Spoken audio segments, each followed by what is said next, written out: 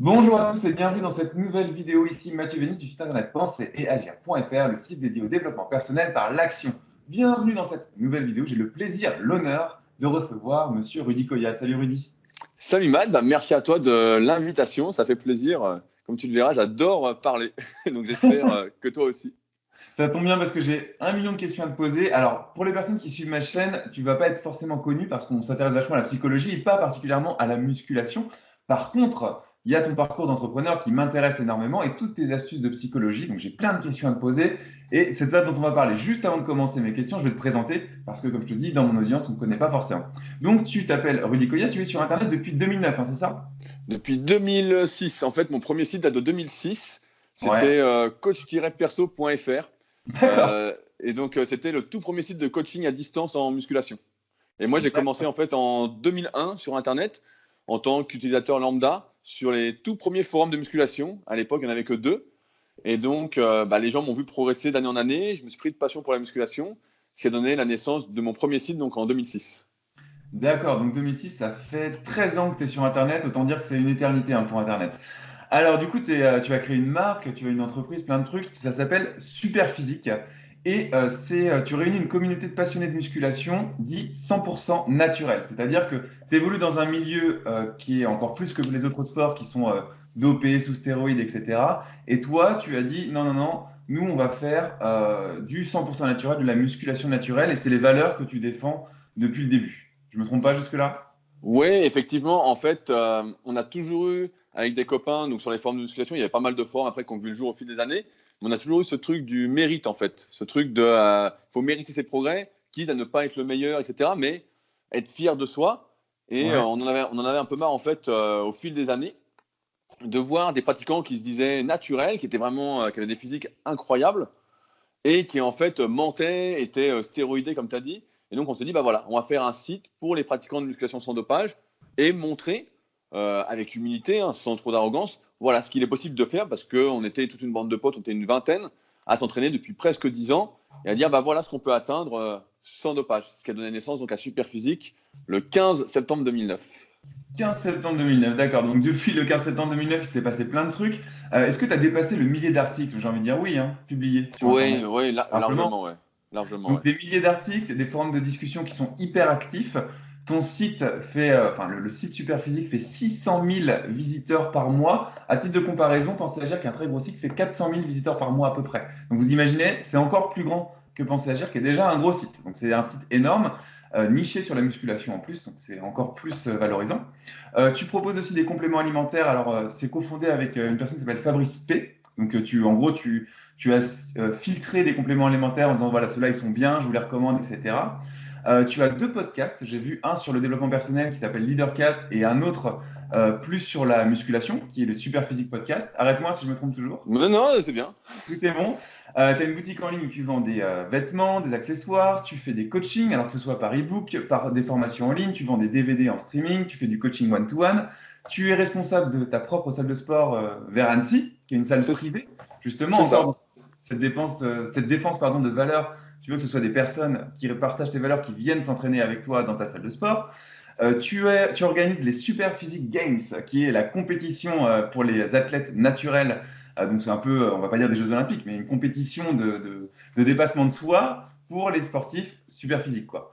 Et j'adore, il y a un truc que j'adore chez toi dans ta salle, c'est que les diplômes s'obtiennent par la performance. C'est-à-dire que si on dépasse une certaine performance, on va avoir une certification, on va avoir un niveau, un diplôme en disant voilà, lui, il est certifié tel niveau dans la salle parce qu'il atteint telle performance. Donc on est en plein dans la méritocratie.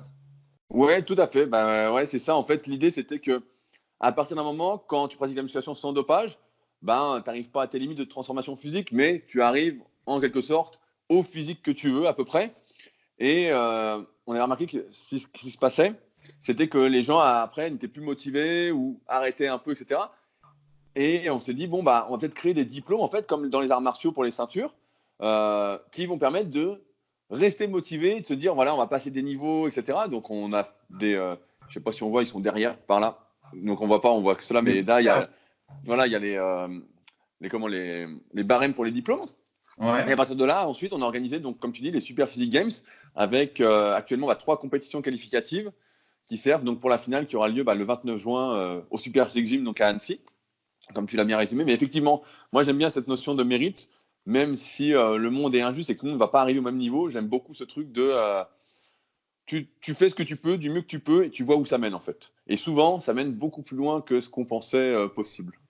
On va parler de tout ça justement dans l'interview où on commence à toucher déjà des points clés que j'ai envie d'aborder. Alors pour finir ta présentation qui est longue, mais parce qu'il y a beaucoup de choses à dire, tu es aussi co-auteur du livre Le guide de la musculation naturelle avec Julien Vénesson, qui est connu pour son bouquin La musculation de la force aussi, d'ailleurs que j'ai dans ma bibliothèque, le bouquin de Julien Vénesson. J'ai pas encore le tien dans ma bibliothèque, mais il faut que je le prenne. Et donc j'ai vu 134 commentaires Amazon pour une moyenne de 5 étoiles sur 5. Bravo.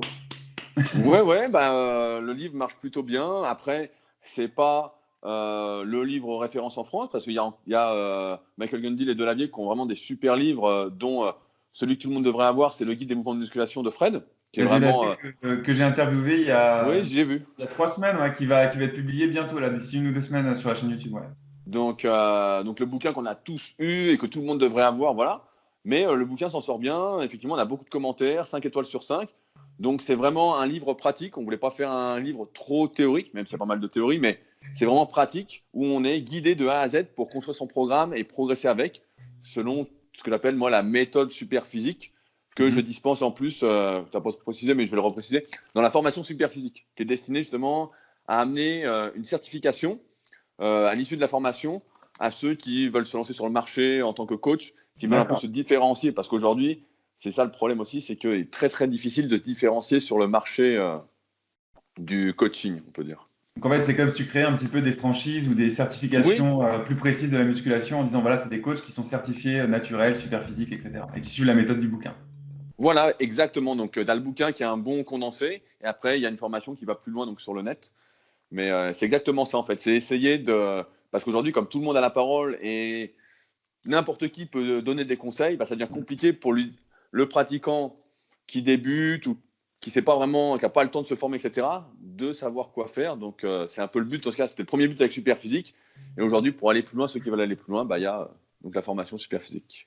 Ok, super. On est un peu pareil dans la psychologie avec Penser et Agir. On a à peu près les mêmes.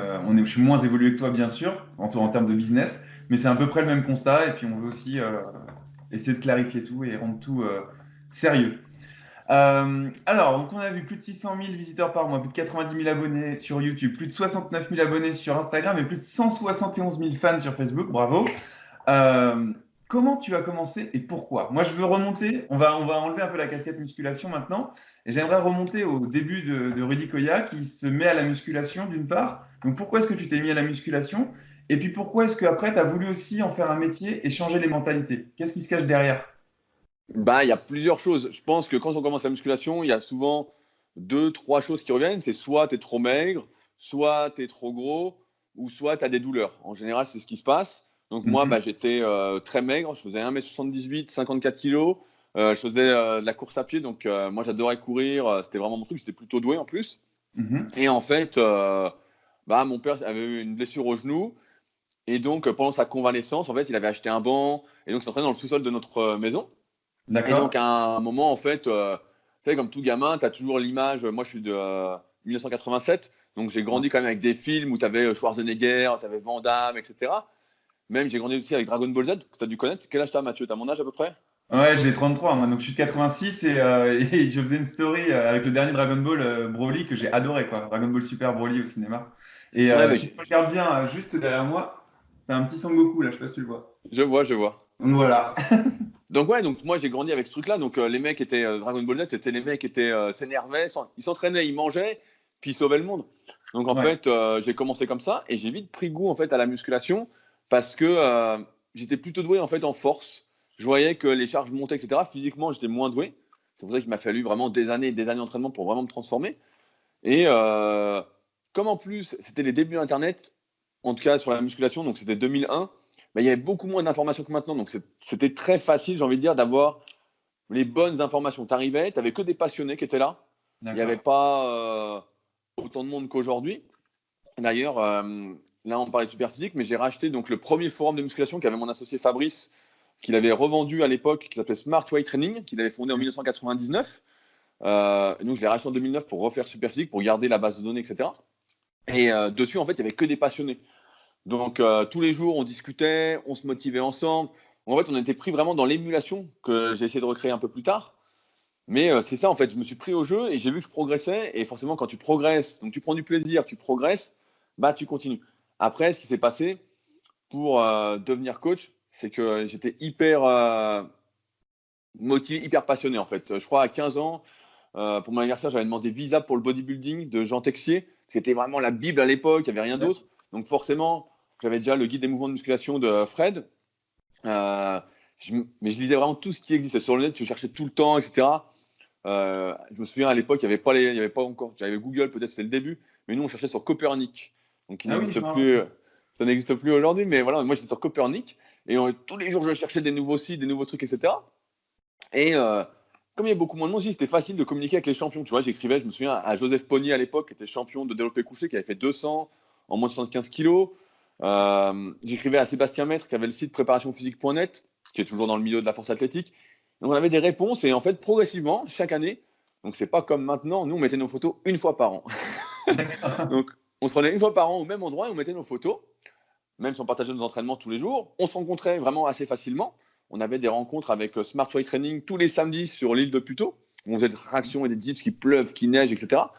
Donc on était vraiment dedans. Et en fait, la passion a fait que le lycée général ne m'intéressait pas trop. Donc, la Ouais, musculation prenait tout ce qui était anatomie, physiologie, tout ça, ça m'intéressait vraiment. Je voulais vraiment progresser. Et progressivement, donc, j'ai quitté le lycée général pour passer un B2ES à Cumez, donc d'accord. un ancêtre du BPGEPS. Et c'est comme ça que ça s'est fait. En fait, moi, je vivais, je respirais muscu. J'ai acheté, tu vois, c'est durant cette période, j'ai acheté tous les anciens mondes du muscle. Donc, en fait, le monde du muscle, c'était le seul magazine français. Moi, mon premier numéro, c'était le 200. Et donc, il me manquait 200 numéros. Et un coup, je suis tombé dessus, un mec vendait tout. Donc, c'était créé en 1975. Et Ouais. donc, chez mes parents, j'ai des caisses avec tous les bouquins, en fait. Vraiment, D'accord, tu as tous tout les acheté. magazines, tout. Donc, j'ai tout récupéré. Et parallèlement, bah, je me suis vachement équipé dans mon garage, de chez mes parents qui m'ont laissé le garage. J'avais une presse à cuisse, un hack squat, une cage à squat, une poulie haute, une poulie basse. Enfin, bon, j'avais tout. J'avais une mini salle, en fait. Je pouvais pratiquement tout faire chez moi. Et ouais, et c'est le fait aussi que tu vois que j'étais assez doué parce que avant mes 16 ans, j'avais passé, donc ça parlera peut-être pas, mais j'avais passé 100 kilos développé couché. Si, si, ça me parle, j'en fais aussi, hein. Voilà, donc avant mes 16 ans, je passe 100 kilos développé couché, tu vois, et je me dis putain, mais c'est. Tu sais, je regarde sur internet et je vois que c'est vachement bien, quoi. Et donc à partir Ouais, de là, je me suis mis à faire des compétitions. Donc j'avais été champion de France de développé couché, champion de France de force, donc à un niveau bien moindre que les jeunes qui sont actuellement en place, qui sont vraiment hyper, ouais. hyper forts.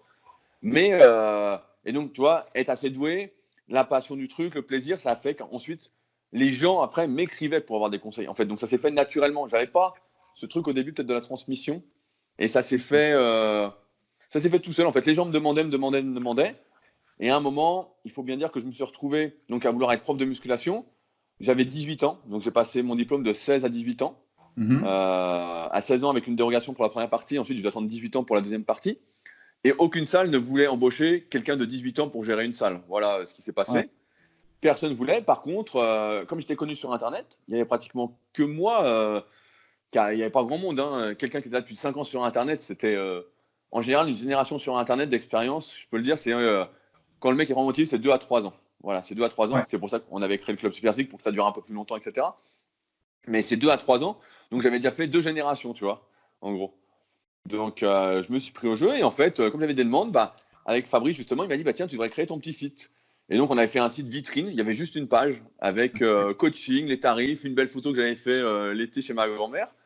Et voilà, on a lancé ça en, je crois que c'était août, peut-être août 2006. Et donc, coach-perso.fr. Ok. C'est super intéressant. Moi, tu sais, j'essaie toujours de voir l'histoire derrière l'histoire et voir ce qui se passe derrière. Donc, j'ai noté deux choses importantes. Et puis, corrige-moi toujours si je me trompe. C'est que c'est quand même parti de quelque chose a priori qui pourrait être négatif. C'est-à-dire, tu avais peut-être une mauvaise image de toi physiquement, en tout cas, où tu étais un petit peu le grand maigre ou, je sais pas, on va dire l'asperge. Tu vois, peut-être que tu avais des critiques au collège ou au lycée, je sais pas. Et à partir de là et de la blessure de ton père qui a acheté un banc de musculation, tu t'es dit je vais faire comme dans les dessins animés japonais, comme dans mes films avec Schwarzenegger ou autre, et je vais me muscler et je vais être beau pour les autres. Et finalement, de là, à partir d'un événement un peu négatif en apparence, est venue une passion. Et ce que je trouve hyper intéressant dans ta façon d'aborder les choses, c'est que tu n'avais pas tout prémédité. Il y a beaucoup de personnes qui se disent si je veux créer une boîte, il faut que j'ai l'idée du siècle et que j'ai ma stratégie, tu vois, à long terme. En fait, quand on t'écoute, on sent plutôt quelqu'un qui est parti d'un besoin, qui est devenu passionné, et puis après, qui a juste suivi un peu, tu sais, le fil d'Ariane, quoi, qui a déroulé le fil, et puis qui s'est dit, voilà, on va faire ça, on va faire ça, on avance, on avance. Mais tu n'avais peut-être pas prévu, quand tu avais 16 ans, que tu allais vendre des compléments alimentaires sur Internet, et que tu allais gérer une salle de sport super physique, et que tu allais faire les super physique games, et tout ça. On est d'accord? Oui, oui, bien sûr. Alors, je veux revenir juste à un truc. Moi, en fait, à l'école, j'ai jamais été trop rallié, mais c'est juste que, voilà, comme tu l'as dit, j'ai grandi avec Dragon Ball et on parlait de Broly. Moi, j'adorais Broly, en fait, dans le OAV 7 ou 8. Voilà, moi, j'adorais ce truc-là. Et Schwarzenegger, on voyait Terminator, on voyait Van Damme. Donc, on avait un peu ce culte-là, en fait. Mon père achetait des magazines, donc je voyais, je me souviens, Mike Wern dans les magazines, je voyais les mecs, etc. Donc, je voulais être comme ça, en fait. On avait ce truc. Et après, effectivement, je pense qu'il faut rien préméditer. En fait, tu peux pas prévoir. Souvent, tu vois, je reprends un exemple en musculation. Moi, j'ai inventé entre guillemets le terme de cycle de progression, dans le sens où pour programmer sa progression un peu à chaque séance. Mais souvent, les gens m'écrivent, me disent oui, moi j'aimerais arriver là dans, je sais pas, 50 semaines. Et je leur dis, tu peux pas prévoir autant en fait. Et pour les projets, c'est la même chose en fait. J'étais pas destiné à ouvrir un site. J'étais pas destiné à coacher à distance. C'est plus, comme tu dis, c'est un fil d'Ariane en fait. Moi, je pense qu'une fois, si tu es passionné par quelque chose, en fait, les choses se font naturellement. Et que quand tu es là à te dire, il faudrait ci, il faudrait l'idée du siècle, comme tu as dit, il faudrait que je pense à tout, etc. Ben, en fait, tu fais rien parce que c'est jamais parfait. En fait, c'est jamais, jamais, jamais parfait. Tu vois, j'ai fait un petit livre numérique qui s'appelle le Leaderbook, donc avec Leadercast, où j'explique un peu tout ça. Tout se fait naturellement. Et je pense que pour toi, c'est pareil. En fait, au début, je pense que tout s'est fait naturellement et que tu n'as pas cherché en fait, à avoir autant de visites. Et même nous, avec Superphysique, au début, je me souviens, on a lancé le site en 2009 et tu sais, on se disait, bon, bah, on fait ça, on verra ce que ça mène. Et je sais plus, au bout de quelques mois, on avait 10 000 visites par jour. Et on se disait, waouh, 10 000 visites par jour, on était incroyable. Et à un moment, voilà, et à un moment, on était même monté pratiquement à 30 000 quand il y avait beaucoup moins de monde. Et on se disait, putain, c'est la folie, quoi. Et après, comme tu dis, la salle, en fait, tout ça, c'est fait par rapport à un besoin. Tu vois, l'histoire de la salle, elle est assez simple. C'est que j'arrive sur Annecy en 2012. Donc, je suis agent parisienne comme toi, et que tu as actuellement. Et en fait, il n'y a pratiquement pas de salle pour s'entraîner. Il y a quelques salles commerciales, mais qui n'aiment pas trop les pratiquants de musculation. À l'époque, voilà, à l'époque, en 2012. Donc, je propose à la salle où je m'entraîne de faire des partenariats, etc. Parce que moi, 2012, sur le net, il n'y a que Superphysique. Hein, le reste n'existe pratiquement pas. Il y a quelques autres sites qui sont toujours là, pour présent, mais on est 3 gros sites, quoi. Et donc, les gens me reconnaissent, etc. Et donc, je propose des partenariats à la salle, donc un peu de faire des compétitions, de faire des vêtements ensemble, d'animer des trucs. Ça ne les intéresse pas. Et en fait, au bout d'1 an et demi, j'en ai marre. Et je dis, bon, et les mecs qui s'entraînent avec moi en avaient marre aussi, ils voulaient une salle de muscu. Et donc, je dis, bon, ouvrons une salle de muscu. Ouais, comme ça. Voilà, et donc j'ai cherché un local pendant, je sais pas, 2-3 mois. J'en ai trouvé un petit parce que moi, j'aime bien les petits trucs, justement, j'aime pas que ce soit trop gros. Et donc, un petit truc, et puis les gens sont venus. Et puis, on a un bon groupe maintenant depuis, ça va faire 5 ans que la salle est ouverte. Et en fait, c'est toujours un besoin. Pareil, le club Superphysique, c'était comment rester motivé après toutes ces années. Les compléments, c'était, tu vois, on s'est dit, bon, putain, il n'y a que de la daube, il n'y a que de la daube. Tu vois les marques qui sortent des compléments, des grosses marques, des multinationales qui sortent des compléments, tu te dis, mais qu'est-ce qu'ils font avec ces listes à rallonge? On se dit, on en a marre. Nous, on aimerait bien prendre des bons compléments, donc faisons des compléments pour nous. Et forcément qu'il y a des gens qui voudront prendre les mêmes compléments que nous, qui se diront, bah ouais, ils ont cherché, etc. Et effectivement, quand on fait un complément, on cherche le truc, l'ingrédient qu'on veut exactement, mettre rien avec, on veut le truc hyper pur. Et après, on s'arrange en muscu, je ne sais pas si on en parlera après, mais pour moi, c'est un loisir, donc ça ne doit pas non plus être cher, en fait. Ça doit toujours rester accessible à tout le monde, c'est un loisir.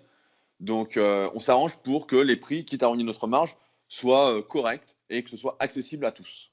Donc, en fait, c'est toujours un besoin. On a un besoin et on le fait, mais il n'était pas anticipé. En fait, tu ne peux pas savoir que tu vas avoir besoin de tout ça. Ouais, c'est super intéressant ce que tu dis parce que quand on observe une réussite de l'extérieur, on a toujours l'impression que la personne connaissait le plan parfait à l'avance, alors qu'au final, quand on discute vraiment, et c'est ce que j'essaie de faire avec ces interviews, avec toutes les personnes que j'interviewe, on se rend compte que tout le monde est pareil en fait, et moi y compris, même si j'ai un degré de réussite moindre au tien, c'est qu'on agit en fonction, on tire le fil d'Ariane comme je te disais, c'est en fonction de l'environnement qui évolue, on agit, on saisit les opportunités. J'aimerais qu'on passe à une autre facette de l'entrepreneuriat, surtout dans la musculation et surtout sur YouTube, c'est la gestion des critiques. Quand on est exposé comme tu es exposé aujourd'hui, et que tu fais plusieurs centaines de milliers de vues, on a un déferlement de critiques, donc ce qu'on appelle les haters, hein. Et la plupart des personnes qui suivent Penser Agir, c'est des personnes qui sont timides, qui n'ont pas forcément confiance en elles, et qui se disent, oui, mais si moi je me lance, même à un tout petit niveau, tu vois, un projet personnel, même faire du sport ou autre, eh bien on va me critiquer, que ce soit mes parents, mes amis, etc. Toi qui es exposé à fond, comment est-ce que tu gères les critiques, lesquelles tu vas prendre, lesquelles tu vas pas prendre, et est-ce qu'à un moment ça t'affecte réellement ou pas?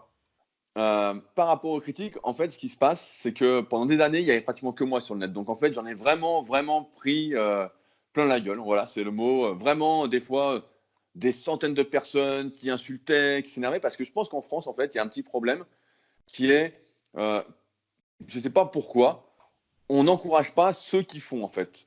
Hmm. Les gens aiment bien se cantonner à ce qu'ils font déjà. C'est un peu la zone de confort. Je pense que tu en parles Bien en sûr. long et en travers sur ton site. Mais voilà, ils n'aiment pas. Et donc, effectivement, pendant des années, quand en plus j'étais jeune, tu vois, je suis de 87, donc j'ai créé mon premier site, j'avais 18 ans. Superphysique, j'ai lancé, j'avais pas encore 22 ans. J'avais 21 ans. Donc j'étais exposé, en plus j'étais jeune. Donc quand tu es jeune comme ça, tu rentres dans le tas. Donc Ouais. j'ai pas la langue dans ma poche. Je sais où taper en général verbalement pour faire mal.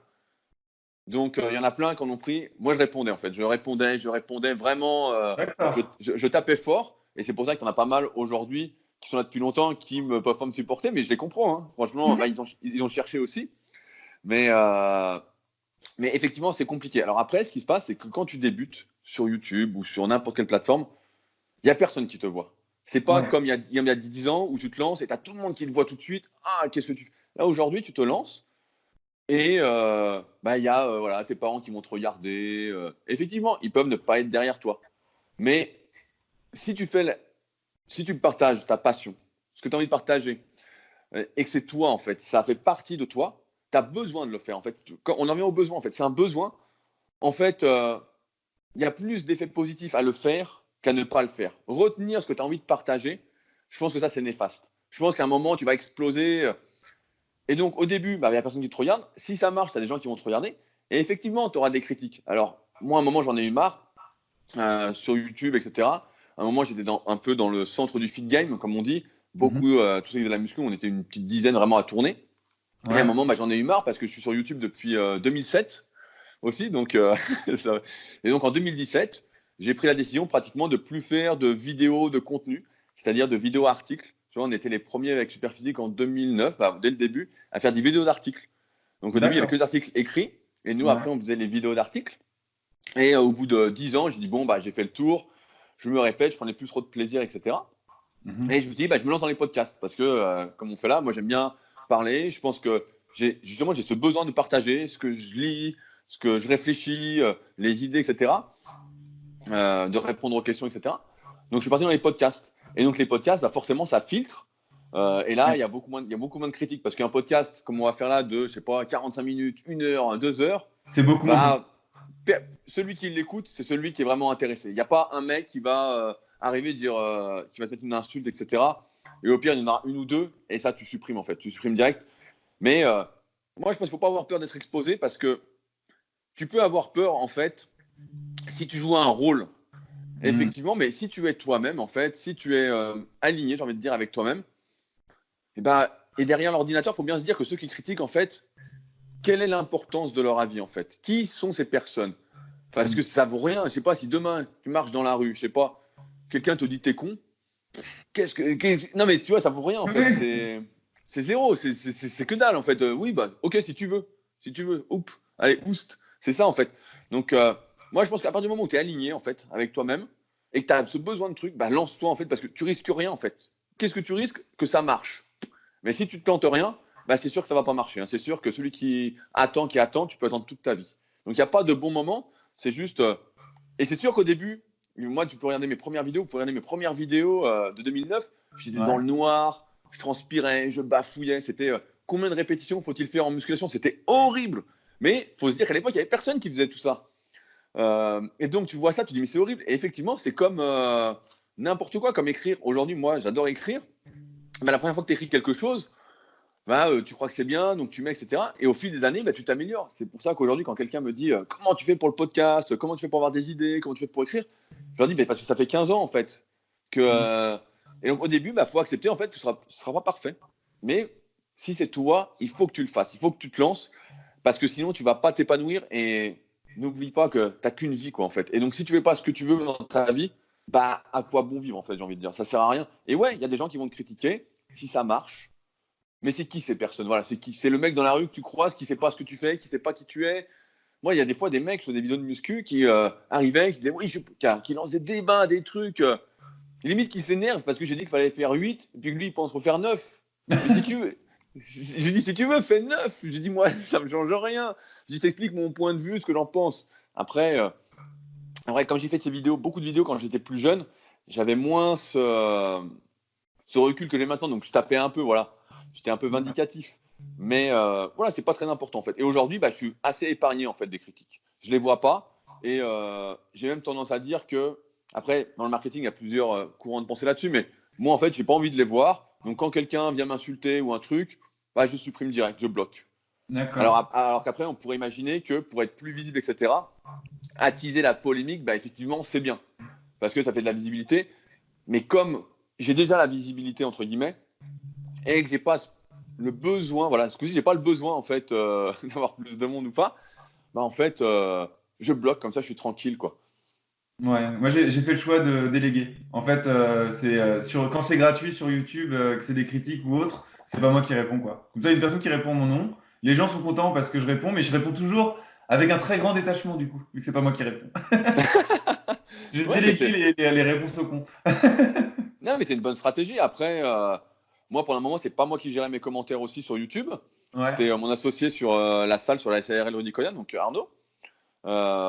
Et donc, c'est lui qui gérait. Mais en fait, maintenant, voilà, ça fait depuis que j'ai 14 ans qu'on me critique sur le net. En ouais. 2002, quand je poste mes photos au bout d'un an d'entraînement sur les forums, les mecs me disent mais t'as pas progressé, mais c'est nul, t'arriveras jamais à rien.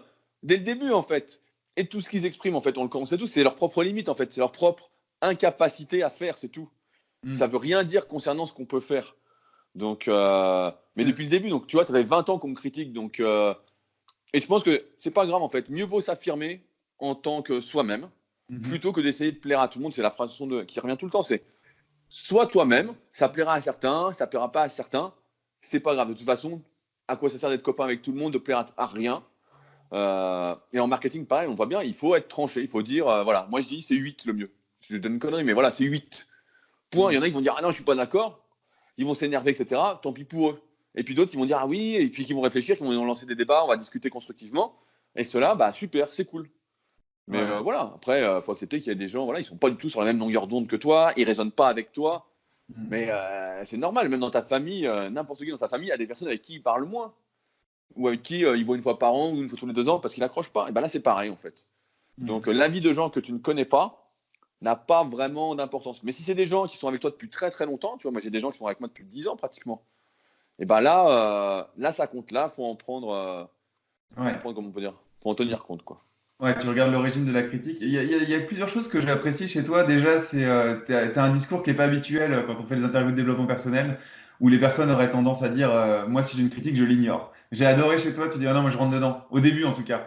Ça, c'est drôle parce que on sent que tu es passionné, tu es aligné par rapport à toi-même, tu sais ce que tu dis, et quand un mec te faisait chier, employant les vrais mots au début, bah, tu rentrais dedans, quoi. Et c'est vrai que faut arrêter un petit peu avec ce monde de bisounours. Moi, je lutte aussi un peu là-dessus sur mon site Penser Agir. C'est-à-dire que le développement personnel, c'est vrai qu'il faut aimer les gens et les aider, etc. Après, quand il y a des cons, c'est pas gênant finalement de leur rentrer dedans. Parce qu'on est aussi en train d'affronter des valeurs. Et les deux valeurs qui s'affrontent, mais finalement, on se rentre dedans et c'est pas grave. Ça veut pas dire qu'on va taper l'autre, mais ça veut dire qu'on a le droit de lui dire qu'on n'est pas d'accord, de lui dire avec virulence. Surtout si en plus on est sur son média. C'est-à-dire que quand toi, tu es sur ta chaîne YouTube, t'es pas en train d'aller chercher les autres pour leur dire, hey, viens voir ce que j'ai fait, même si t'es pas d'accord, regarde et mets-moi un pouce en l'air. Non, c'est plutôt la personne qui, elle, vient voir et qui se permet ensuite de dire, ouais, mais t'es nul, toi. C'est quand même assez incroyable. C'est comme si t'allais dans la rue, ce que tu disais, t'allais voir des gens et tu dis, ah ouais, non, mais toi, t'as les cheveux rouges, c'est vraiment de la merde. Internet est un monde complètement incroyable où les gens se permettent de critiquer d'autres gens alors que dans la vraie vie, absolument personne n'irait dire tout ce que tu fais, c'est de la merde, quoi. Donc, moi, j'aime bien cette réponse qui dit, bah, moi, je leur rentre dedans et basta, quoi.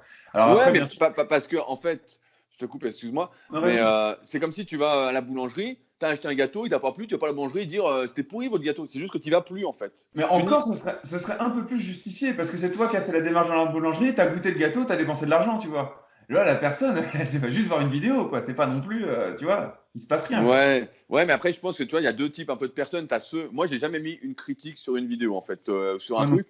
Je regarde, bon, ça, si je vois que ça me plaît pas, bon, bah, je change, voilà. Et après, pour moi, c'est tous ceux qui ne font pas, en fait, qui viennent critiquer. C'est ceux qui font pas, qui te voient faire et qui se disent, bon, voilà. Mais sinon, effectivement, si t'accroches pas avec quelqu'un et puis qu'il te fait chier, bah, bloque-le, en fait. Dans la vraie vie, tu n'irais pas le voir, en fait. Comme tu vas pas aller dans la rue et lui dire, t'es moche, t'es con, Jamais tu vas dire ça à quelqu'un. Jamais, jamais, jamais.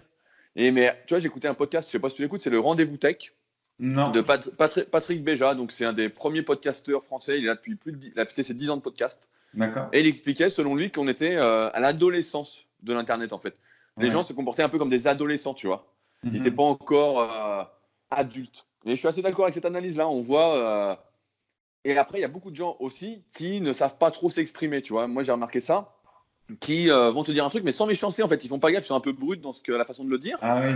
mais ils veulent pas le dire méchamment, en fait. C'est juste que toi, derrière, la façon dont c'est dit avec tes filtres, tu te dis, putain, mais qu'est-ce qu'il me dit, lui? Et en fait, c'est juste que il sait pas encore trop s'exprimer, parce que pareil, s'exprimer, comme je disais tout à l'heure, en fait, c'est l'habitude. À force de parler, bah, tu Mhm. parles de mieux en mieux, normalement, t'écris de mieux en mieux. Et si t'écris jamais, ou une fois de temps en temps, pour, voilà, bah, forcément, t'es difficilement compréhensible. C'est Bernard Weber qui disait, je sais Ah, plus, il y a une longue citation que tu dois connaître, c'est voilà. mon idole. Mais j'ai essayé de le contacter parce que je rêve de l'interviewer, mais il m'a pas répondu. Voilà, bah, ce serait super, ça. Moi, j'aime beaucoup ces vidéos, etc. Euh, mais voilà, il dit tentons de communiquer en gros, quoi, parce que on ne s'exprime pas de la même façon, donc ça va être compliqué de se comprendre, mais essayons quand même. Et c'est un peu ça, en fait. Donc c'est pour ça que j'ai un peu de recul maintenant par rapport à ça, en me disant peut-être que la personne, quand elle a mis son truc, moi je le prends mal, mais en fait, elle fait pas exprès. Et souvent, c'est le cas. Et Mhm. après, voilà, moi j'ai beaucoup moins de haters qu'avant, mais oui, les mecs d'avant, franchement, il y en a, ils ont dû, euh, ils ont dû être dépités, quoi. Ouais. Je comprends. Écoute, merci beaucoup pour cette réponse. Je crois que pour les gens qui ont peur d'être critiqués, déjà, ça donne vraiment, enfin, ça donne plein de clés. Et puis surtout, ça montre qu'il faut s'en foutre. Et puis aussi, quand on n'est pas d'accord, on a le droit de répondre, quoi. Ça, je trouve qu'on le dit pas assez souvent. Il y a un truc aussi que je voulais dire là quand tu as dit, ouais, si je m'exprime bien aujourd'hui, c'est parce que je m'exprime depuis 15 ans. Et si j'écris bien, c'est parce que j'écris depuis 15 ans. Il y avait des gens des personnes qui voulaient devenir auteurs et qui avaient posé des questions à Stephen King. Qui avaient demandé, mais comment est-ce qu'on fait pour devenir auteur et pour écrire des livres? Et Stephen King, il leur avait dit, je vais vous dire un secret. Si vous voulez écrire un livre, prenez une feuille blanche, prenez un crayon et commencez à écrire, quoi. C'est ça. Écris et tu vas apprendre en écrivant. Donc voilà, si vous avez peur d'être critiqué, bah déjà commencez à faire des vidéos ou à faire ce que vous voulez faire et puis vous verrez bien. Et puis comme tu le disais aussi aujourd'hui, quand on démarre, de toute façon, à part votre mère, votre père et votre copine, il n'y a personne qui va vous regarder. Donc les critiques, finalement, c'est aussi l'un des symptômes de la réussite en quelque sorte. Et quand vous allez voir vos premières critiques, vous aurez dépassé ce qui s'appelle la traversée du désert en développement personnel où on galère des années avant que ça marche. Et je pense que vous serez content finalement qu'il y ait des gens qui vous disent quelque chose, quoi. Oui, mais Euh, c'est ça. C'est qu'au début, en fait, c'est pas comme il y a quelques années quand on s'est lancé, quand tu t'es lancé, que je me suis lancé. En fait, là aujourd'hui, vous êtes inexistant. Quand tu mets quelque chose, tu n'existes pas, que ce soit sur Instagram, sur Facebook, sur YouTube. En fait, on n'existe pas. Donc, ouais, faut vraiment pas avoir peur et se lancer. Et de toute façon, et quand vous aurez vos premiers haters, en fait, ce qui va se passer, c'est que vous aurez touché un point sensible, en fait. Et si vous avez touché un point sensible, c'est que vous avez votre marché, en fait. Vous avez des gens qui vont vous suivre. Ça y est. Vous avez commencé à alors, disrupter un peu le monde. Et donc, il y a des gens qui vont vous suivre. Et vous avez, après, c'est les théories de base. Hein, vous avez vos 10 premiers fans, entre guillemets. Moi, j'aime pas trop le mot fan, mais vos 10 premières personnes qui vous suivent. Puis après, bah, si vous en avez 10, vous en aurez 20, 30, 100. Et après, suivant votre niche, là où vous exprimez ce qui vous parle, ce qui fait que c'est vous, bah, vous aurez plus ou moins de personnes à terme. Mais dès qu'on a ces premiers haters, en fait, c'est que ça y c'est est, que des fans. Ouais. ça y est, ça a commencé, c'est bon. Et tant qu'il n'y a personne, bah, faut continuer. Aujourd'hui, ce qu'il y a, c'est qu'il faut continuer beaucoup plus qu'avant. Il faut vraiment y aller, mettre le paquet, etc., pendant peut-être plus longtemps qu'auparavant, effectivement. Mais ce qui est sûr, c'est que si on travaille, qu'on s'acharne, à un moment, ça finit quand même par marcher. Ouais. T'as dit un truc intéressant, tu as dit si vous commencez à avoir des haters, c'est que vous avez disrupté le marché, donc il y a un mot marketing, ça veut dire que vous avez créé un segment nouveau, un océan bleu, on parle même en marketing. Tu as aussi parlé des fans, il y a un livre qui s'appelle The Thousand True Fans, qui est les 1000 premiers vrais fans qui dit quand vous avez 1000 fans, c'est bon, vous avez réussi, quoi. Les vrais fans, c'est ceux qui vont tout acheter en permanence dès qu'il y a un truc qui sort, quoi. Bon, ça, c'est du marketing. Moi, j'ai une question un peu plus dev perso, mais qui rejoint totalement le marketing. C'est comment est-ce que tu fais pour te différencier, justement? C'est quoi la clé pour, admettons, alors je vais dire un chiffre au hasard, mais admettons qu'il y a 1000 personnes qui se lancent par an, ça se trouve c'est plus, ça se trouve c'est moins, dans la musculation, que ce soit en termes d'influenceurs sur Instagram, de blogs sur Internet, de YouTubeurs sur YouTube ou plein de choses. Comment est-ce que, si je devais me lancer aujourd'hui, alors que ce soit la musculation ou autre chose, hein, comment est-ce qu'on se différencie? Quelle a été ta clé pour toi de différencier? Alors, tu étais dans le premier, donc c'était plus simple, mais comment est-ce qu'aujourd'hui tu continuerais de te différencier? Et si tu devais recommencer, c'est quoi le truc? Bah, je pense qu'il faut tout de suite parler à ce qu'on appelle à son persona, en fait. Donc, ce qu'on utilise aussi en marketing, voilà ton avatar. En fait, il faut parler. Moi, quand j'écris un article, que ce soit sur Instagram, que ce soit sur mon site ou Superphysique, ou que je fais quelque chose, je m'adresse à un type de personne bien définie, en fait. Je ne m'adresse pas aux jeunes en général qui a 15 ans, qui débutent. Voilà. Je m'adresse en général à la personne qui a 25, 30, 35, 40 ans, parfois un peu plus, et qui est perdue en musculation, qui a fait plein de conneries, qui voit toutes les informations, qui ne sait pas quoi faire, et qui veut plus perdre de temps, prendre soin de sa santé, etc. Donc, j'ai un élève type, une personne type à qui je parle. Et l'erreur, c'est de vouloir parler à tout le monde, en fait. C'est ça, la vraie erreur, c'est de dire, je donne un conseil, alors que nous, en musculation, et je pense que c'est pareil dans notre domaine, tu n'as pas un conseil universel pour tout le monde. Tu as un conseil pour un type de personne qui peut être plus ou moins universel, mais qui va différer quand même un petit peu. Mais c'est ça, en fait, c'est bien cibler. En fait, moi, tout à l'heure, je parlais de niche, c'est ça, c'est bien cibler ta niche. Moi, je parle aux pratiquants de musculation sans dopage. Et tout ça, pour revenir à ce que tu disais tout à l'heure, je n'ai pas cherché, en fait, à avoir cette niche. En fait, ça s'est fait naturellement. Parce que c'était moi aussi, en fait. Parce que justement, j'avais cette notion, justement, du mérite. J'aimais pas les menteurs, et j'aime toujours pas les menteurs, les hypocrites qui disaient que c'était naturel alors que c'était dopé. J'ai perdu beaucoup de temps à écouter des conseils farfelus, des trucs à dormir debout, tu vois, des trucs de fou. Donc en fait, je me suis fait un peu le porte-parole de toutes ces personnes, en fait. Et ça s'est fait naturellement. Et c'est pour ça que je parle à ces personnes quand je m'exprime. Et l'erreur, tu vois, que j'ai fait un moment sur YouTube, c'est d'essayer de parler à tout le monde. C'est pour ça qu'à un moment, j'étais un peu à la course aux abonnés, la course au nombre de vues, etc. Et je gagnais pas plus que maintenant, j'avais même moins de réussite que maintenant, parce qu'en fait, c'était trop général, en fait. Et quand tu cibles trop général, en fait, tu es beaucoup moins spécifique, et donc ça parle beaucoup moins, et c'est beaucoup moins vendeur, entre guillemets. Voilà. Donc Ouais, non, je disais, c'est la même chose pour tout, en fait. C'est pas que pour l'entrepreneuriat ou la musculation. Tout à l'heure, on parlait de la séduction, là, en off. On a parlé un petit peu des techniques de séduction. C'est exactement la même chose. Si tu veux séduire, je sais pas moi, une mannequin haute couture qui défile sur les podiums, une personne qui va être, j'en sais rien moi, comptable dans une entreprise, et une autre qui va être, je sais pas, rappeuse professionnelle, les codes sont pas les mêmes. Je veux dire, le style vestimentaire va pas être le même, la façon de s'exprimer va pas être la même, les expressions vont pas être les mêmes. Et donc, pour impacter les gens, il faut savoir déjà qui est-ce qu'on veut impacter. Et c'est vrai, tu le dis très bien, et pour savoir qui est-ce qu'on veut impacter, il faut savoir qui on est nous déjà. Donc après, on parle d'avatar, de persona, ça c'est du marketing, mais c'est la même chose dans la vie de tous les jours. Si on veut essayer de plaire à tout le monde, et en France, j'ai l'impression que les gens veulent plaire à tout le monde, tu vois, ils ont envie d'être lisses, d'être neutres, de pas contrer les critiques, tu vois, ce qu'on disait tout à l'heure encore, et de ne pas être disruptif, de pas casser les gens, de pas dire la vérité, alors qu'au fond, finalement, c'est quand on fait ça, c'est un peu comme un aimant, on va éloigner les gens qui ne nous ressemblent pas et on va attirer les autres. Et j'ai l'impression que, voilà, on parle de marketing, de musculation, mais c'est la même chose en séduction, c'est la même chose en politique, d'ailleurs. Voilà, ils essayent de rassembler le plus de gens possible parce que la politique, c'est encore à part. Mais dès qu'on adresse des masses de gens, bah, il faut casser les codes, quoi. C'est ce que fait Apple aussi, d'ailleurs, hein. Apple s'adresse à une personne qui n'a pas envie d'avoir un truc hyper technologique qui va bidouiller, mais un truc joli qui fonctionne tel que c'est, là où Android va s'adresser aux petits bidouilleurs geeks qui voudront avoir le contrôle total de leur appareil. Est-ce que c'est bien, est-ce que c'est pas bien? Bah, du moment que ça trouve des gens à qui c'est bien, quoi. Tu vois ce que je oui, veux dire? tant que c'est toi, pour moi, c'est bien. Alors après, il y a un autre conseil que je peux donner, c'est d'inventer son propre langage, en quelque sorte. Tu vois, moi, en musculation, Ah, il y a des termes, en fait, quand ça revient sur des forums de musculation ou sur les réseaux sociaux, c'est moi, en fait. Donc, par exemple, cycle de progression, analyse morpho-anatomique, notion de perte tolérable. Il y a une quinzaine de termes, en fait, qu'on a codifiés. Voilà. Moi, j'aime bien codifier avec Superphysique, etc. Et qui font que quand quelqu'un utilise ça, en fait, tout de suite, mon nom apparaît. Parce que c'est moi, c'est ma méthodologie, en quelque sorte. Donc forcément, ça crée son propre langage, en fait, ses propres mots. Et ça, c'est important. On le voit dans n'importe quelle société actuellement. Tu vois, par exemple, on parlait d'Apple, l'iPhone. Tu parles d'iPhone, c'est Apple. Tu parles de Mac, c'est Apple. Tu Ouais, du parles, coup, ouais, tu parles des AirPods, c'est Apple. Donc tu vois, il y a plein de trucs comme ça. L'iWatch, enfin, bon. Donc tu crées en fait ton propre, comme une marque en fait. Tu crées ta propre marque, ton ouais, propre langage. Alors, c'est du branding. voilà. Et après, il faut pas non plus partir dans tous les sens et vraiment inventer. Mais quand c'est justifié, c'est un gros plus. C'est un gros plus parce que ça te permet de mieux communiquer, de mieux te faire connaître et justement te différencier. Voilà. Tu vois, Mhm. il y a plein de niches encore possibles dans le domaine du coaching, etc. Il faut juste les trouver. Tu vois, par exemple, tu pourrais dire, moi, je coach que les personnes de 60 ans et plus. Mhm. Tu vois, qui ont mal au dos. Voilà, je te donne un exemple à la con, mais voilà, tu pourrais dire, moi, je fais ça. Donc, quand tu écris des trucs, tu écris pour ces gens-là. Et forcément, c'est pas le même contenu que pour un jeune de 20 ans qui a mal au dos. C'est pas la même chose. Mhm. Donc, ouais, c'est hyper. Et après, inventer en quelque sorte ton propre langage, ton branding, comme tu dis, ta marque. Parce que c'est ça qui va faire que les gens vont se souvenir de toi. Et je vois, tous les jours sur les forums, des fois, je cherche mon nom et je vois, tac, direct. Et si tu écris un article en plus qui parle de ça, hop, il est partagé. Tu vois, après, ça fait des backlinks, comme tu sais bien. Ouais. Et donc, après, voilà, super.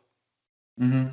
Ouais, c'est un peu ce que j'ai fait sur Penser Agir, où j'ai créé le développement personnel par l'action, qui du coup me fait aujourd'hui écrire un livre qui sortira en septembre, etc.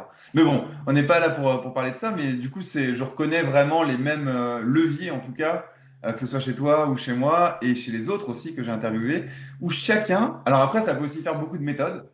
J'ai interviewé Frank Ropers aussi, donc lui aussi a sa méthode, avec, carrément, il a tout conceptualisé, très marketing aussi dans le sens positif du terme. Il a tous ses haters aussi, pareil. Enfin, tout le monde a ses haters, quoi.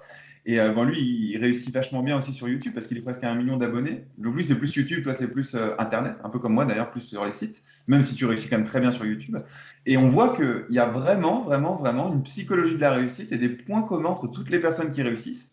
Même si les personnes ne font pas du tout la même chose, même si elles ne se supportent pas entre elles, on pourrait prendre deux leaders du même milieu qui ne se supportent pas, au fond du fond, ils ont les mêmes codes, même s'ils ne s'en rendent pas compte. Moi, ce que je me rends compte quand je parle avec des leaders et des personnes que j'admire, je me rends compte, en fait, il y a les mêmes schémas au fond, quoi. Oui, oui, Euh, il y a les mêmes process en fait. Comme tu as dit, il y a les mêmes process, il y a les mêmes choses. Tu vois, c'est exactement ce que j'ai fait dans mon leaderbook en fait. Moi, j'adore ouais. lire des biographies, d'autobiographies. Et donc, j'ai recensé les points communs entre tous ceux qui avaient réussi en fait. Et j'ai fait une liste d'étapes entre guillemets. Voilà ce que font les gens qui réussissent de manière la plupart du temps non intentionnelle. Et c'est vrai que là, on parle de tout ça, on pourrait dire que c'est intentionnel, mais en fait, moi, ça c'est venu tout seul. Et je pense que C'est pour nous, toi aussi, en fait, maintenant. ça vient tout seul. Bien Et sûr. si tu analyses après quelqu'un qui a réussi, tu vas te rendre compte qu'en fait, il a fait pratiquement la même chose. Mm. Et quand c'est intentionnel, c'est fake généralement, parce qu'on est en train d'essayer de créer quelque chose et en fait, ça sonne faux, quoi. Moi, ça m'est Ouais, arrivé ouais. aussi d'essayer de torturer le truc pour faire quelque chose et ça marchait pas, quoi. Ouais, je suis assez d'accord avec toi. Ouais, il faut vraiment que ce soit vrai. Et ça se sent quand c'est faux. Moi, il y a des mecs avec qui j'accroche pas trop dans le milieu de la musculation parce que je sens que c'est faux en fait. Je sens que, et comme j'ai horreur des mensonges, des hypocrites, tout de suite, ça me. Bon, maintenant, moins avec les années, mais au début, ça Ouais, ça m'énervait t'hérissait quoi. le poil. Ouais. J'ai une question très dev perso maintenant. J'aimerais que tu partages avec nous, moi, si tu le veux, hein, si tu veux pas, on sautera la question, mais ce qui pourrait être apparenté comme ton plus grand échec, et puis surtout la leçon que tu en as tirée derrière. Parce que je considère qu'il n'y a pas d'échec sans leçon derrière. Après, peut-être que tu en as eu un qui t'a rien apporté non plus et tu peux le partager. S'il Ouais, y a un- moi, j'ai plutôt de la chance entre guillemets parce que j'ai jamais eu de vrai échec en fait. D'accord. À chaque fois que je lance un truc, en fait, je sais pas si tu as dû la même chose que moi, mais une fois que tu as réussi une fois, tu as Mhm. les étapes en fait. Tu as le process. Tu sais comment réussir le deuxième projet et le troisième. Tu vois, Ouais, et en alors fait, moi, à chaque fois que je lance quelque chose, en fait, moi j'ai toujours eu, en fait, mon premier projet, tu vois, le site coachperso.fr qui est rudicoya.com maintenant. Au Mhm. début, je me disais, voilà, on lance, on verra bien. Tu vois, il n'y a pas vraiment de prise de risque. J'étais chez mes parents, j'avais 18 ans. Je me dis, si je gagne 1 000 € par mois, ce serait super. Et Mhm. en quelques mois, c'est arrivé. Et en fait, tout est arrivé. Et donc, après, je savais comment marchait le premier truc. Donc, super physique. Puis après, la boutique de suppléments, enfin, bon, tous les projets qu'il y a autour. Et en fait, à chaque fois, ça marche parce que je connais le process, en fait. Il est intégré à moi, il fait partie de moi. Et c'est toujours la même chose. Donc, après, il a un peu évolué au fil des années. Mais pour l'instant, j'ai pas eu de vrais échecs, en fait. Donc, D'accord. c'est pour ça que c'est difficile. Je vois toutes ces phrases qui disent, voilà, il faut l'échec, etc. Oui, des fois, je peux avoir, je sais pas, je vais mettre une mauvaise photo, voilà. Mais c'est pas un échec, ça fait partie de l'honnêteté, en fait, de la vie réelle. Mais j'ai jamais eu tout ça, en fait. Moi, ça a toujours bien fonctionné, en fait, parce que j'ai eu la chance, entre guillemets, d'être là au bon moment, de réussir le premier truc, de réussir non intentionnellement à être sur les forums. Tu vois, moi, à l'époque, 2001-2006, j'étais présent sur tous les forums de muscu. Donc, il y en avait des dizaines et des dizaines. Je passais des heures tous les jours, quoi. Mon T'as un pseudo, acharné, c'était quoi. voilà, mon pseudo, c'était Body. Donc, tout le monde connaissait Body, quoi. B-O-D-Y. D'accord. Et donc, tout le monde me connaissait. Et donc, en fait, j'ai jamais eu ce truc-là d'échec, en tout cas dans l'entrepreneuriat. J'ai jamais eu. Alors après, j'ai eu des blessures, si on parle, voilà, si on parle sur la musculation, etc. Là, j'ai eu des échecs. Là, j'ai eu des trucs parce que justement, j'ai suivi les mauvais conseils. J'ai plus utilisé mon ego que ma raison pour D'accord. faire des trucs. Et donc là, effectivement, là, j'ai subi des échecs, des blessures qui m'ont parfois éloigné de l'entraînement pendant quelques mois, etc. Et là, bah, tu te remets en question. Tu dis, voilà, qu'est-ce que j'ai fait, etc. Et au fil de l'année, je me rends compte, on en parle souvent avec mon associé Fabrice en Super Physique Podcast, bah, avec les années, tu deviens un peu plus sage, donc tu fais moins de conneries. Et c'est là que tu apprends un peu tes échecs. Mais c'est vrai que sinon, dans l'entrepreneuriat, en fait, j'ai plutôt de la chance, en fait. Et là, je suis sur 2-3 autres projets un peu secrets. Mais D'accord. si je les lance, je sais que ça va marcher, en fait. J'ai Ok. juste ma liste d'étapes, en fait, à suivre. Et quand je serai prêt, je lance et je sais que c'est bon. Car je sais que c'est bon. En fait, je vais tout faire pour que ça marche. C'est Donc si beau je parce fais tout, c'est bon. Ouais, c'est beau ce que tu dis parce qu'on sent dans le bouquin que j'ai écrit, je dis que quand on est aligné à soi et qu'on a un acharné du travail, finalement, il n'y a plus de possibilité d'échouer, quoi. Et du coup, tu l'incarnes parfaitement, quoi. Alors peut-être que tu as eu la chance finalement d'avoir trouvé ce qui s'appelle l'ikigai en développement Oui, personnel, oui. ton feu ardent, quoi, dès le début. Et tu t'es mis à fond là-dedans. Tu n'as peut-être pas eu des parents qui t'ont dit, il faut absolument que tu sois ingénieur ou médecin ou j'en sais rien, tu vois. Ça, c'est plus pour reprendre mon exemple personnel, qui t'aurait peut-être poussé à faire des études ou autre. Et tu t'es dit, non, moi j'y vais, j'en ai rien à foutre. J'avance, quoi. Et du coup, bah, t'es aligné depuis le début et bah, au bout de 15 ans, forcément, tu réussis tout, quoi. C'est Ouais, beau. mais c'est ça. En fait, comme tu dis, bah, j'ai trouvé mon truc dès le début. En fait, j'ai l'impression d'avoir trouvé mon chemin tout de suite. Alors, ok, merci beaucoup pour tout ça. Une autre question encore qui me vient en tête, et puis que j'avais prévu de toute façon parce que je suis un mec sérieux et j'ai écrit les questions quand même à l'avance. On dit en développement personnel, tu dois connaître cette phrase par cœur vu que tu t'intéresses aussi au développement personnel, qu'on est la moyenne des 5 personnes qu'on fréquente le plus souvent. Moi, j'aime bien dire la moyenne des 5 personnes qu'on fréquente volontairement le plus souvent. Parce que si on s'adresse à quelqu'un qui est encore salarié, il va dire, bah oui, mais moi, je suis salarié, je choisis pas forcément qui je fréquente. Donc, j'ai envie de dire volontairement. Est-ce que à un moment dans ta vie, tu as essayé de t'entourer de personnes qui te tiraient vers le haut, quitte à virer peut-être des amis d'enfance ou autres qui te tiraient vers le bas? Et deuxième partie de la question, est-ce que tu as des mentors, donc des personnes qui ont vraiment réussi à un haut niveau, qui t'inspirent? Est-ce que tu as cherché à les rencontrer, à lire leur biographie, etc. Autour de tout ça, est-ce que tu peux nous partager quelque chose? Ouais, bah en fait, je vais répondre rapidement. J'ai gardé aucun ami d'enfance. Ah, d'accord. C'est Donc le comme point pour ça, commun. c'est assez vite réglé. Mais effectivement, moi, j'ai vite cherché en fait à rencontrer les gens qui m'inspiraient. Donc tu vois, quand j'étais gamin en musculation, il y avait Jean Texier, Oui. qui était vraiment un grand écrivain dans le monde du muscle que je voulais rencontrer. Donc j'ai rencontré à un salon que Miko, donc Miko Zer, qui a une chaîne YouTube aussi, m'avait présenté, qui est membre de la team Super Physique. Mhm. Ensuite, j'ai découvert Michael Gundin, donc qui a écrit les livres avec Fred Delavier. Donc Ouais. de 16 à 18 ans, on se voyait peut-être une fois par mois. D'accord, tu les as J'allais rencontrés chez... vraiment. Donc j'allais chez lui, D'accord. vraiment, on achetait les DVD ensemble de musculation en fait, qu'il les achetait, et après on divisait le prix par deux. Donc on D'accord. regardait un peu ensemble, etc. Donc pendant 2 ans, vraiment, qui m'a bien aidé, etc. C'est pour ça qu'après on a essayé de le mettre à l'honneur sur Superphysique, etc. On avait fait son site michaelgundil.com, c'était nous. C'était D'accord. Superphysique qui l'avait fait. Et le premier site de Fred, de Lavier, donc pareil, c'était nous. Donc je sais pas s'il a changé depuis, mais au début c'était le nôtre, car Ah, je ne savais c'est nous qui pas. l'avions fait. Et donc ça.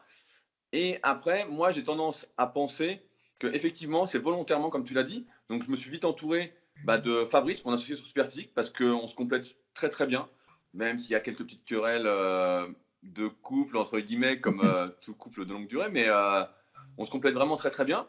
Ensuite, je me suis entouré d'Arnaud pour gérer la salle, m'aider sur la formation Superphysique, pour vraiment faire mon administratif, entre guillemets, parce Mhm. que c'est pas ma plus-value en quelque sorte, donc pareil, qui m'aide énormément. Ensuite, tu vois, j'ai un webmaster, il s'appelle Richard, donc Richard, si vous écoutez, salut, qui m'avait démarché un petit peu, qui me faisait des photos montage à l'époque. Donc c'était assez drôle. Et il faisait des photos montage, et à un moment, je l'ai engagé comme webmaster. Donc pareil, D'accord. en fait, j'ai toute une petite équipe en fait, autour de moi Et je conseille souvent aux gens en fait qui sont par exemple salariés, qui ne voient pas de personnes peut-être qui les inspirent ou qui pourraient les tirer vers le haut, en fait, d'essayer de se rapprocher au moins virtuellement des personnes qui peuvent les tirer vers le haut. Tu vois, donc moi j'écoute beaucoup de podcasts, donc aujourd'hui j'ai pas vraiment de mentor, mais j'ai des connaissances qui sont à plus haut niveau, entre guillemets, pour parler de niveau que moi dans l'entrepreneuriat, avec qui je discute régulièrement. J'essaye d'aller dans des soirées d'entrepreneurs, mais surtout, voilà, j'essaye d'écouter des podcasts en fait de leaders. Tu vois, là, j'étais en train d'écouter juste avant l'interview du fondateur de Capitaine Train. De quoi? Capitaine Train, ça te parle ou pas? Ah non, ça ne me parle pas du tout. Donc, c'est un site en fait qui vend des billets de train en fait. D'accord. Ah oui, d'accord. Oui, si, Donc, si, d'accord. qui a quelque part de marché, qui a pris quelque part à Voyage SNCF et qui vient de se faire racheter il n'y a pas longtemps pour 200 millions d'euros. Ouais. Donc, tu vois, j'écoute beaucoup d'interviews comme ça où les gens expliquent leur parcours, comment ils Ouais. fonctionnent, etc. Donc, moi, je trouve ça vraiment super inspirant. Et je pense que c'est un bon entourage, tu vois, quand tu peux pas, justement, côtoyer les bonnes personnes, quoi, comme ça. Ouais, c'est vrai qu'il y a plein de gens qui s'enferment en se disant, bah oui, mais moi je peux pas, je connais personne. En fait, il y a les podcasts, il y a les vidéos YouTube, il y a les biographies, il y a énormément de choses aujourd'hui avec Internet. On n'a plus aucune excuse. Plutôt que de regarder les Marseillais ou je ne sais quelle télé-réalité à la télé, on peut écouter des podcasts et progresser dans n'importe quel domaine, quoi, aujourd'hui avec Internet. Dernière mini question, et je te libère après pour que tu puisses retourner à tes activités. Est-ce que en dehors de ton livre et en dehors de la musculation, donc pas juste dans la musculation, tu aurais un livre à conseiller pour, alors que ce soit de la psychologie ou de l'entrepreneuriat, je te laisse choisir, pour développer ses projets, on va dire, ou alors un livre de psychologie, un truc qui t'aurait marqué. Souvent, je conseille, si on doit démarrer à lire, c'est la biographie de Steve Jobs. Moi, D'accord. j'avais adoré parce que c'est même si certains vont dire que c'est voilà, le mec n'a pas trop d'humanité, du moins quand il était chez Apple, etc. En fait, Mhm. il montre exactement, et j'avais bien aimé aussi le premier film avec Aston Kutcher, Ouais, il est incroyable. la moitié du livre. Mais en fait, ça montre tous les trucs. Le mec est passionné d'un truc, il s'entoure pour le faire, il lâche jamais le morceau, il exige beaucoup de ceux qui l'entourent parce que forcément, il les a choisis, donc il faut vraiment que ça monte, etc. Et forcément, il ne plaît pas à tout le monde en fait. Il ne plaît pas à tout le monde et en fait, il résume pas mal de ces choses-là. Donc moi, je conseille souvent la biographie de Steve Jobs. Après, j'aime bien le livre, et j'en donne un deuxième. C'est Le Guerrier Pacifique de Dan Millman. Je ne sais pas si tu connais. Si, si, je connais, ouais. Je l'ai pas lu, mais il est beaucoup partagé ce livre aussi. Donc j'aime beaucoup Dan Millman. J'avais vu le film, donc il y a un téléfilm qui avait été fait, Peaceful Warrior, qui avait été traduit en français. D'accord. C'est vraiment excellent et le livre est vraiment excellent. Donc je recommande aussi ces deux-là et franchement, c'est vraiment ce que je recommande. Mais après, moi, je lis énormément. Tu vois, là, ce qui me sert de présentoir donc pour le téléphone, c'est je viens de finir 12 règles pour une vie, un antidote au chaos. Je sais pas si tu l'as lu de Jordan Peterson. Ah non, j'ai pas lu. Et bah, ça se lit bien. Je peux te le conseiller aussi. Mais je t'enverrai mon livre en septembre. Oui, oui, bah, n'hésite pas. Et moi, je lis beaucoup. J'essaye de vraiment lire. Parfait. J'essaye de vraiment lire. Donc, n'hésite pas. Je le lirai avec plaisir. Tu Et feras c'est vrai partie de que la souvent, liste hommage. on a tendance à minimiser aujourd'hui, comme c'est la vidéo qui est vraiment sur le devant de la scène. Mhm. euh, on oublie la valeur de l'écrit en fait. Et je C'est vrai. pense que on n'apprend jamais aussi bien que dans la lecture parce qu'on est vraiment impliqué en fait dans ce qu'on. Quand tu lis, tu peux rien faire d'autre. Quand tu regardes une vidéo, tu es tout le temps distrait, il y a des images. C'est pour ça que je fais beaucoup de podcasts. Tu n'as que l'audio en fait à écouter. Tu peux pas être distrait en fait par de Ouais. l'image. Où là, il y a des gens qui vont regarder par exemple la vidéo là qu'on fait, ils vont dire mais c'est quoi les posters derrière ou c'est quoi le petit truc que tu as dans son coin sur l'écran ou ouais, ils vont être distraits. Pendant un moment, nous, on faisait des vidéos avec mon associé Arnaud, donc on se mettait par terre, donc devant le canapé, et tu avais toujours des gens qui disaient mais pourquoi vous êtes devant le canapé Et en fait, je sais pas, on était bien en fait. On était bien, il n'y avait pas de raison, mais moi je pense que, ouais, si je dois donner un conseil, c'est lisez en fait. Et la lecture, comme les livres en fait, le prix d'un livre est codifié. Mhm. C'est vraiment codifié, il ne peut pas être à 200 euros, sauf si c'est un livre ancien, etc. Voilà, c'est toujours autour de 20 ou 30 euros. Là, franchement, c'est donné pour ce que ça apporte. Et Ouais. un bon livre, surtout que ça se relit plusieurs fois, vraiment plusieurs fois. Et même quand on le relit, il y a toujours des choses, etc. Alors après, il y a des livres voilà, qui sont des catalogues. Moi, j'appelle ça des catalogues où il n'y a rien dedans. On en voit beaucoup en ce moment qui sortent comme ça dans le domaine de la musculation. Ouais, le Et, fit live là, ou fit je sais pas quoi là. ouais, voilà, des trucs comme ça, en fait, qui sont des catalogues qui n'ont rien à Ouais. voir. C'est Voilà, des ça, albums photos. Voilà, c'est l'album photo. Des trucs qui perdent les gens, en fait. Et c'est pour ça que je suis là et que ça fonctionne aussi pour moi. Parce qu'il y a des gens comme ça qui perdent les gens dans le milieu, quoi. Mm. Voilà, lisez, franchement, ça va vous ouvrir énormément de portes. Moi, quand j'étais gamin, je lisais pas, en fait. Je détestais lire, vraiment, c'était pas mon truc. Et plus tard, avec la musculation, je me suis mis à lire, en fait. Ma passion m'a fait lire. Et depuis, je le dévore, j'essaye. Dès que je trouve un truc qui peut me plaire, j'y vais, quoi, à fond. Et après, j'ai toujours des trucs à partager dans les podcasts ou à Ouais. l'écrit. Et ça permet de rentrer dans le cerveau des personnes de façon intime, parce qu'une personne qui écrit un livre, en tout cas moi quand j'écris le mien, je pense que quand tu écris les tiens, tu mets tout dedans, quoi. Tu mets tes tripes dedans. C'est pas comme, c'est pire qu'un article de blog, c'est pire qu'une vidéo. Tu es vraiment en train de poser un truc qui va être un objet physique, qui va être après partout dans les Fnac, les librairies, etc. Donc je pense que les gens, quand ils écrivent un livre, encore plus Steve Jobs, qui ont voilà, énormément de choses à partager, ils mettent leurs tripes dedans, ils mettent le condensé du condensé de tout ce qu'ils ont envie de dire, quoi. Donc ouais, je partage totalement ton conseil. Je lisais pas aussi quand j'étais jeune. Moi, j'ai commencé à lire à peu près vers 17 ans. Mais avant, je lisais pas du tout. Je détestais ça. Pour moi, c'était sale et c'était pas la mode. Et on n'était pas un homme si on lisait, quoi. Et quand j'ai découvert qu'on pouvait apprendre plein de trucs dans les bouquins, je me suis dit, mais putain, c'est pas possible. J'ai perdu un temps fou. Et si j'ai réussi à faire penser Agir et à créer mon entreprise, c'est en partie parce que j'ai lu énormément. Et là, à côté de ma table de chevet là-bas, j'ai une quinzaine de livres à lire, quoi. Parce qu'en fait, j'en achète plus que j'ai le temps de les lire, mais pourtant, je le lis tous les jours, quoi. Donc, ouais, Ça te fait pas peur justement d'avoir autant de livres à lire? Moi, j'aime bien en avoir un ou deux, pas plus sur le moment, parce que je me dis sinon, il y en a trop, en fait. Ça me décourage un peu. Ah non, moi j'adore parce que en fait quand j'ai envie de lire, eh ben, j'en prends un, j'en lis pas forcément un en entier. Tu vois, je vais lire et je vais changer, je vais en lire plusieurs en parallèle. C'est des bouquins de dev perso, hein, c'est pas des, enfin, c'est des bouquins d'apprentissage, d'entrepreneuriat ou autre. Si c'est un roman comme Harry Potter, bien sûr, il faut le lire d'une traite pour pas se perdre dans l'histoire, tu vois. Mais quand c'est des livres d'apprentissage, moi je trouve j'aime bien prendre une idée comme ça. Par exemple, j'ai envie d'améliorer mon efficacité, je vais lire Work Less, Make Greater, un truc comme ça là. Travailler moins pour faire plus. C'est un livre en anglais.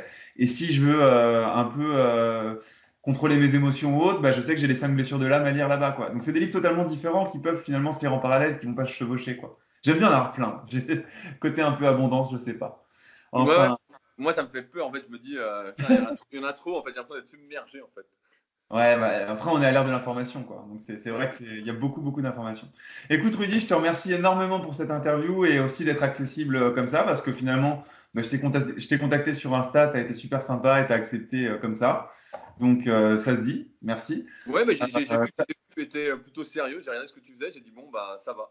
Ça Ouais, me... après, j'ai un bagage avec le site qui fait aussi que j'ai une bonne carte de visite, mais bon, ça, c'est quand même sympa à dire. J'ai envie d'encourager les gens aussi à contacter leurs idoles, entre guillemets, parce que moi, je t'ai connu aussi avec la musculation il y a très longtemps, et faut pas avoir peur de contacter les gens, parce que c'est vrai qu'on va se prendre des noms de temps en temps, mais des fois, on va avoir des oui, et un message sur Instagram, ça prend 2 minutes, et puis quand on voit le tudung qui revient, on se dit, waouh, heureusement que je l'ai fait, quoi.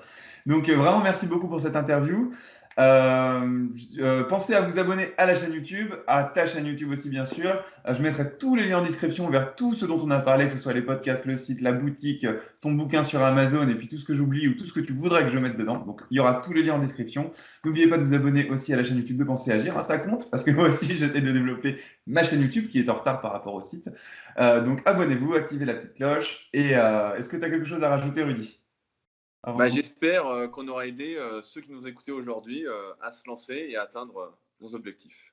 C'est certain. Puis en plus, dis-toi que les interviews qu'on fait là, moi après, je les transcris. J'ai une équipe de personnes qui travaillent pour moi qui va transcrire les rédactions, l'interview, pardon, qui va le mettre au format texte. Je publie ça sur le site. Après, j'en crée des e-books que je donne et que j'offre. Donc en fait, tout ce qu'on dit là, c'est pas qu'une vidéo sur YouTube, ça va être reformaté dans d'autres sens pour être partagé plus largement et utiliser aussi le trafic du site pour faire connaître tout ça, quoi. Donc je suis sûr que ça va être. Super, génial. Merci beaucoup, Rudy. À Merci bientôt. à toi.